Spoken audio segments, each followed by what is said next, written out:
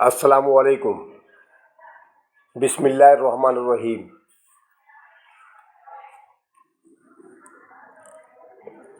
Student, آج آپ کے سامنے پارٹ 3 پیش خدمت ہے۔ جیسے کہ آپ جانتے ہیں کہ میں نے پارٹ 1 اور پارٹ 2 احادیث مبارکہ کے حوالے سے آپ کو اپلوڈ کر دیا ہے۔ اب یہ تیسرا پارٹ آپ کے سامنے حاضر ہے۔ اس میں بھی آپ کو 2 حدیثیں میں آپ کو پڑھ کے سناؤں گا، ترجمہ و تشریح وغیرہ آپ ان کو یاد کیجیے گا۔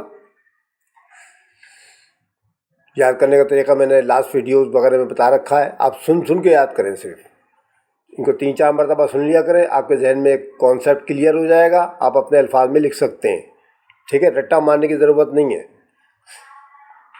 چلے اسٹارٹ کرتے ہیں۔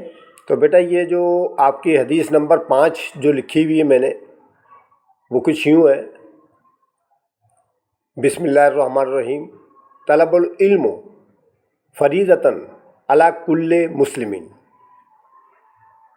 سنن ابن ماجہ سے لی گئی ہے یہ، اور اس کا نمبر ہے 224، یعنی 224۔ اب اس کا ترجمہ کچھ یہ ہے کہ علم حاصل کرنا ہر مسلمان پر فرض ہے۔ یہاں پر مرد اور عورت دونوں کے لیے، ٹھیک ہے؟ مسلمان چونکہ عورتیں بھی ہوتی ہیں، مرد بھی ہوتے ہیں ماشاءاللہ، تو چنانچہ یہاں پر ہر مسلمان سے مراد ہے ہر مسلمان مرد اور عورت پر فرض ہے، یعنی علم حاصل کرنا، ٹھیک ہے؟ یہ محمد صلی اللہ علیہ وسلم کی حدیث ہے، بڑی پیاری حدیث ہے، اس میں علم کی اہمیت بیان کی جا رہی ہے۔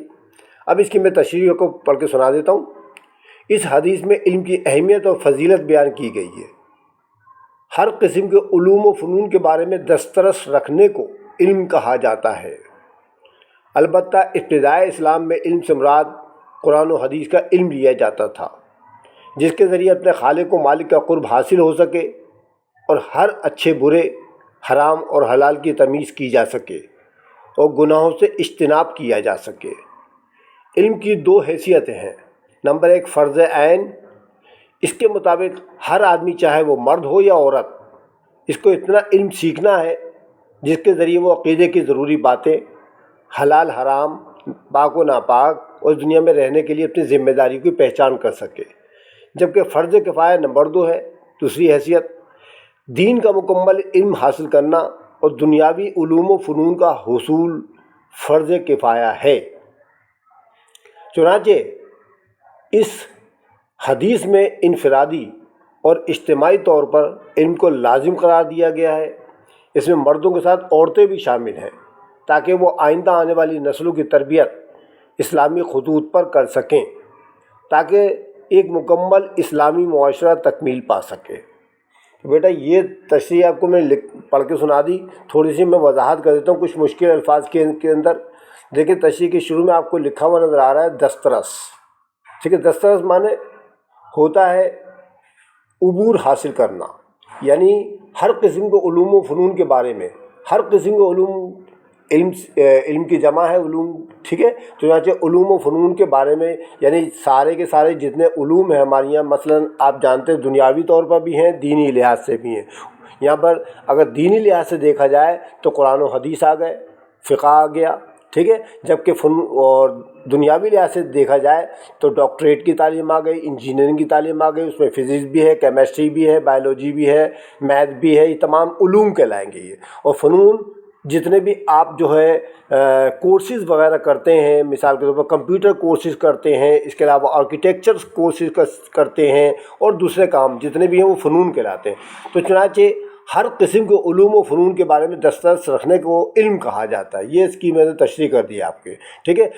شروع میں جو ابتدائی اسلام کا زمانہ تھا اس میں قرآن و حدیث کا علم لیا جاتا تھا یہاں پر، لیکن جیسے جیسے حالات بدلتے گئے، دنیا ترقی کرتی چلی گئی، تو یہاں پر جو ہے قرآن و حدیث تو ہے ہی ہے، یہ تو ہماری لازم و ملزوم یعنی لازم ہے ہم کو حاصل کرنا۔ اس کے علاوہ ہم دنیاوی تعلیم بھی حاصل کرتے ہیں، ٹھیک ہے؟ اچھا جناب، اب علم کی 2 حیثیتیں بیان کی گئی ہیں، فرض عین اور فرض کفایہ۔ فرض عین کا مطلب یہ ہوتا ہے کہ چاہے وہ مرد ہو یا عورت، کوئی بھی شخص ہو، اس کو اتنا علم سیکھنا ہے تاکہ وہ اپنی زندگی اسلامی طور طریقے کے مطابق گزار سکے، یعنی اس کو حرام، حلال، ناپاک، پاک اور جتنی بھی چیزیں دنیاوی طور پر ضروری ہوتی ہیں وہ اس کو آنی چاہیے، ٹھیک ہے، بالکل ہی انجان نہیں بننا چاہیے۔ اگر آپ کے پاس علم کی کمی ہے تو آپ کو چاہیے آپ علم والوں سے رابطہ کریں اور اپنے علم میں اضافہ کریں۔ جبکہ فرض کفایہ کا مطلب یہ ہوتا ہے بیٹا کہ دین کا مکمل علم حاصل کرنا، مثلا دینی لحاظ سے قرآن و حدیث کا مکمل علم حاصل کرنا، اور جتنے بھی ان کے کورسز ہوتے ہیں اس مکمل طور پر دین کا علم حاصل کر کے مکمل طور پر عالم کا کورس کر لیا جائے، عالم بن جایا جائے۔ اور دنیاوی علوم و فنون کا حصول، مثال کے اوپر ڈاکٹر بننا ہے، انجینئر بننا ہے نا، کمپیوٹر ماسٹر بننا ہے، یہ دنیاوی علوم و فنون ہے۔ تو ان سب کا حصول جو فرض کفایہ یعنی ٹوٹل، ٹھیک ہے۔ چنانچہ اس حدیث میں انفرادی اور اجتماعی طور پر علم کو لازم قرار دیا گیا ہے، ٹھیک ہے۔ انفرادی طور پر مطلب اکیلے بھی کر سکتے ہیں آپ، اور اجتماعی طور پر یعنی کہ پورے گروہ کے ساتھ بھی کر سکتے ہیں۔ اس میں مردوں کے ساتھ عورتیں بھی شامل ہیں، ٹھیک ہے۔ مردوں کو تو کرنا ہی کرنا ہے، عورتوں کو اس لیے شامل کیا گیا تاکہ وہ آئندہ آنے والی نسلوں کی تربیت اور جو ہے نا اسلامی خطوط پر کر سکیں، کیونکہ والدہ جو ہوتی ہے یا عورت جو ہوتی ہے وہ بچوں کی تربیت کرتی ہے، ٹھیک ہے۔ تو چنانچہ تربیت اگر وہ اسلامی طور طریقے کریں گی تو وہ آنے والی نسلیں جو ہوں گی انشاءاللہ دین اسلام سے پوری طرح واقف ہوں گی اور ایک مکمل اسلامی معاشرہ تشکیل پا سکے گا، ٹھیک ہے۔ تو بیٹا یہ میں نے آپ کی تشریح کر دی۔ اس کے بعد ہم آتے ہیں اگلی حدیث کی طرف، ٹھیک ہے۔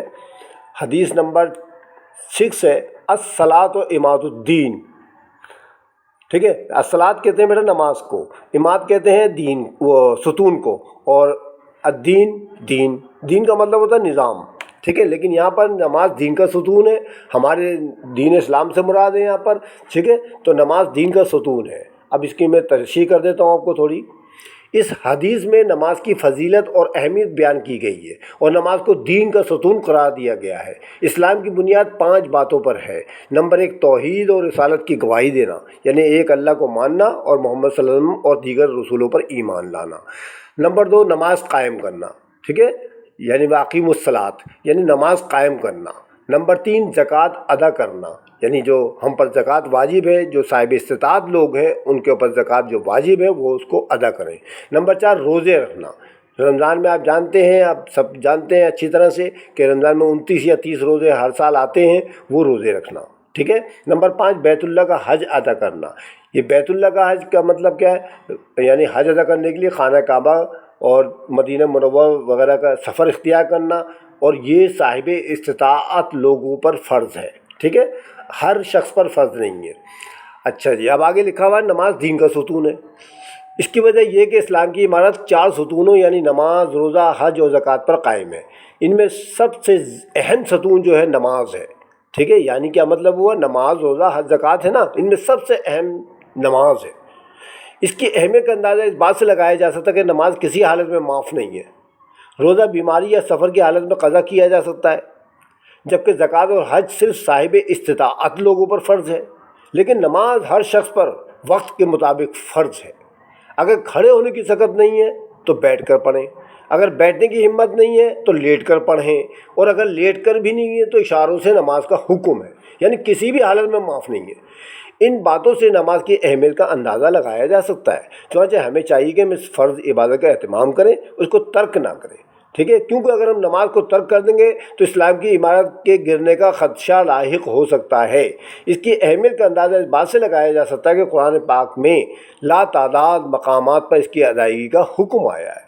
نماز اللہ کا قرب حاصل کرنے کا اور اس کا شکر ادا کرنے کا سب سے بہترین طریقہ ہے۔